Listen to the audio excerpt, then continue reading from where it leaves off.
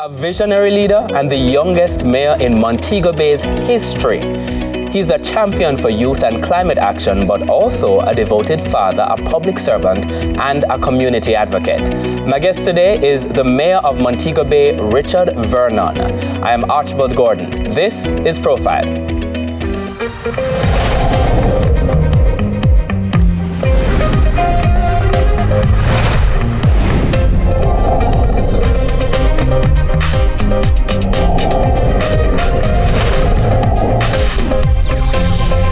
Richard Vernon, welcome to Profile. Thank you for having me. Absolutely delighted. Quite a story. Youngest person ever to serve as mayor of Montego Bay at 34. You're 35 right now, and you've already had 15 years of service in the political arena, not necessarily elected service, 8 years of elected service, but 15 years in the arena overall. Mm-hmm. And also in business, in politics and public service, you're the recipient of the Prime Minister's Youth Award for Excellence in 2019 and an advocate for inclusivity with a mantra that says, leave no one behind, and already representing the country in major conferences around the world, such as Mayor's Conference in the United States, Local Government Forum and World Urban Forum Cities Summit in 2023, and Bloomberg City Lab, and also invited to the Grassroots Assembly at the World Urban Forum 12 in Cairo, that's in Egypt, in 2024, mm-hmm. and already securing grants for different areas to assist residents of the second city. Father of two, Barcelona FC supporter, which you also shared with us. I don't think we're going to get to that. But did you ever imagine becoming the mayor of Montego Bay? I never thought about it. More so my father, he thought about it. And he has been selling that story to everyone in Montego Bay. And I learned that later. My parents have been very influential in my upbringing. My mother has always been a constant source of support, as well as my father. He's deceased now. I remember in 2012, 2013, somewhere thereabout, I contested hall chair at Rexnor Ford Hall. At University of the West Indies. Yes, that's right.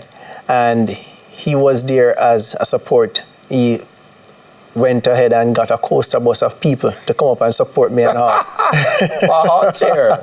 Yes, at Rossi's. Prior to that, at Rossi's, I was head boy for 2 years, a year, and deputy head boy for 2 years.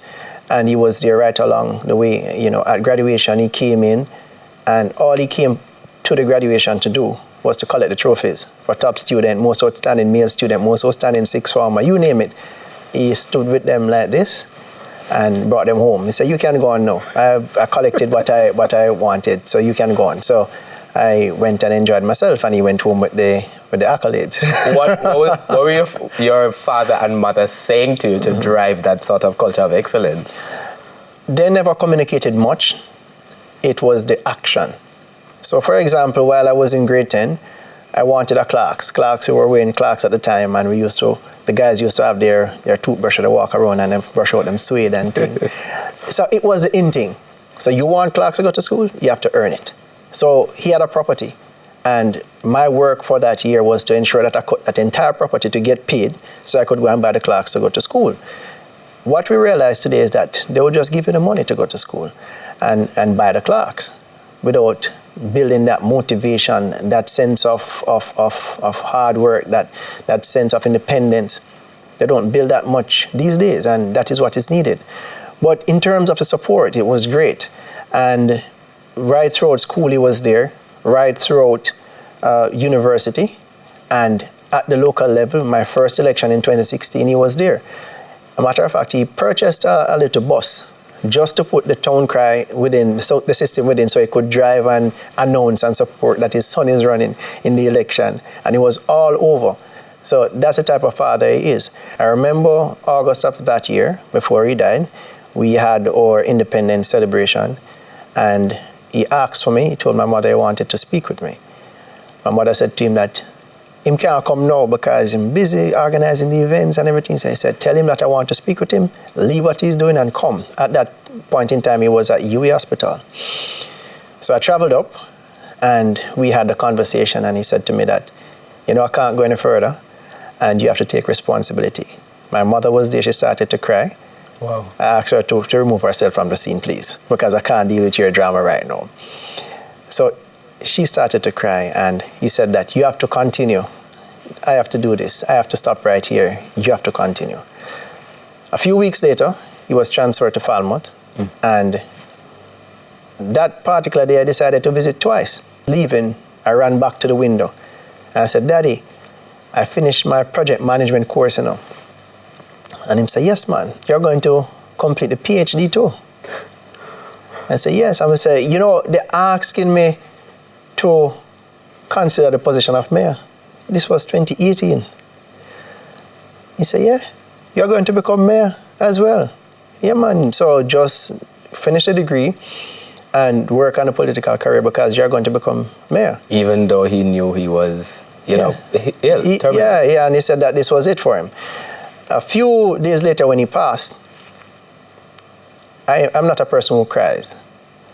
And my mother called me, the worst call I ever get in my life, and answered the phone 8 a.m. that Sunday morning, August 26.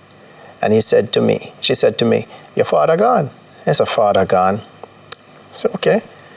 So I drove to Falmouth, drove past the turnoff, then turned back, went to the hospital, and there his body was lying on the bed. And she took this ring off his finger and put it on mine. From that day until now, I still wear it. And she said to me that you are in charge now. And she started to cry.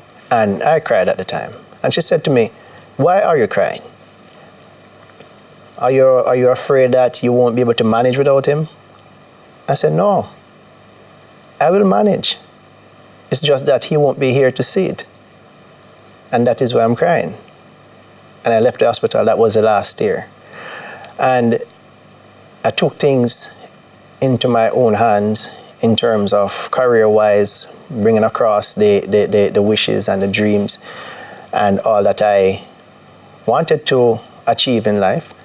And shortly after that, we started to organize ourselves for another election because we are now moving into 2019. I have to pause you there because we need to get to the break to talk a little bit about how all of that seems to have been a turning point. So sort of how that escalated. In a sense, it was escalating before, but we'll talk about that when we come back after the break. I'm speaking with the mayor of Montego Bay, Richard Vernon, and we're back with you after these messages.